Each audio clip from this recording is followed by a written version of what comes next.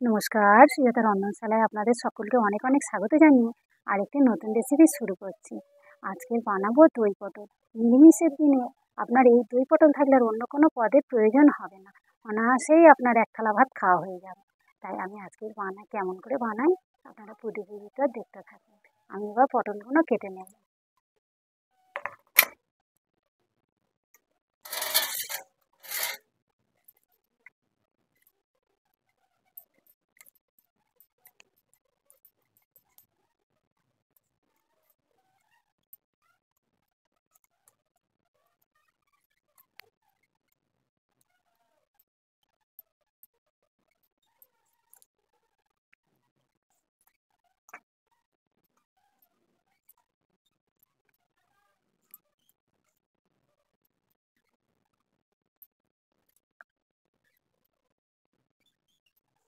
অন্য মাছ তো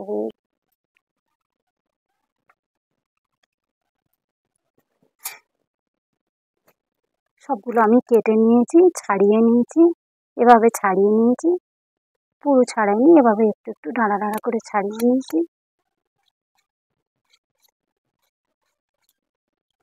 চাকু দিয়ে এভাবে একটুখানি এরকম করে দেব, যাতে মশলা টশলা এর ভিতরে ঢোকে, খেতে ভালো লাগবে।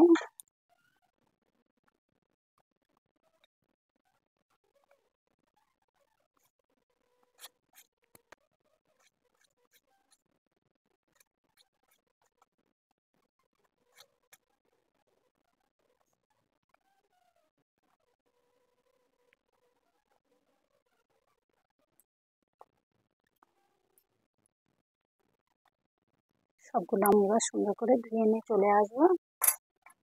দিয়ে কড়া বসিয়ে দিয়েছি, দিয়ে দেবো এবার কড়াই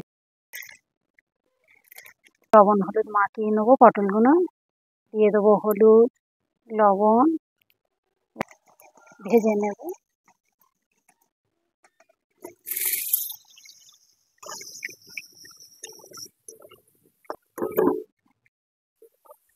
পটলগুলো লাল লাল করে ভেজে নেব।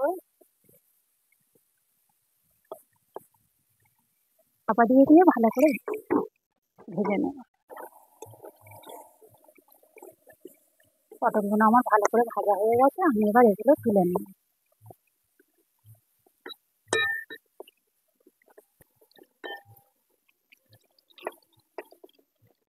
ফোড়ন করে নেব একটা শুকনো লঙ্কা, একটা তেজপাতা, গোটা জিরে।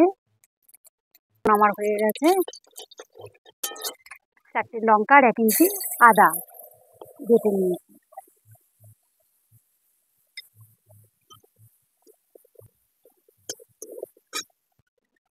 দিয়ে দেবো টমেটো বাটা,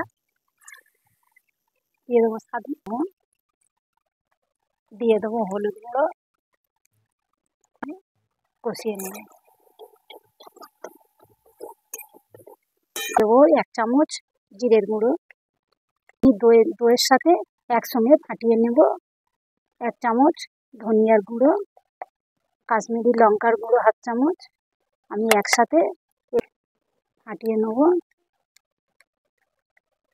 আমি দইটা ভালো করে ফাটিয়ে নেব, নাহলে তো গরম কড়াই দেওয়ার সাথে সাথে কেটে যাবে। আমি দই আর মশলা একসাথে ভালো করে এটা ফাটিয়ে নিয়ে নেব। মশলা আমার ভালো করে কষানো হয়ে গেছে, আমি এবারে দিয়ে দেবো দইয়ের সাথে গুঁড়ো মশলাটা।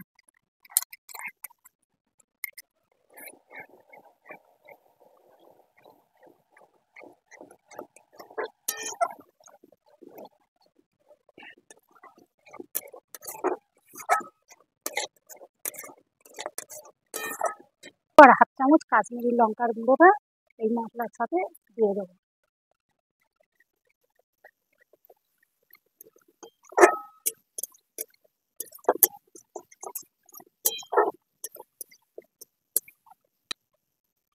ভেজে রাখা পটলগুলো দিয়ে ভালো করে কষিয়ে নেব।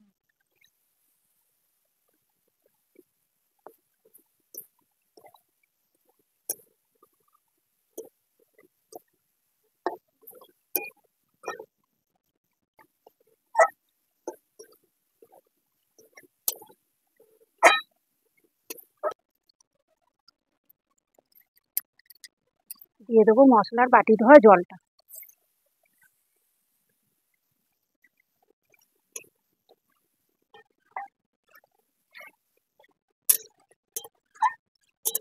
এবার অল্প করে জল দিয়ে দেবো। এবারে আমি সামান্য একটু চিনি দিয়ে চাপা দেবো, ফুটে উঠলে নামিয়ে নেব। এবার একটু চাপা দেবো, হয়ে গেছে, আমি এবার নামিয়ে নেব। কত সুন্দর দেখতে হয়েছে দেখুন বন্ধুরা, দেখতে যেন সুন্দর লাগে, এটা খেতে খুব দুর্দান্ত লাগে। এই দিয়েই আপনার নিরামিষের দিনে এই দিন আপনার এই তরকারি পদে ভাত খাওয়া হয়ে যাবে।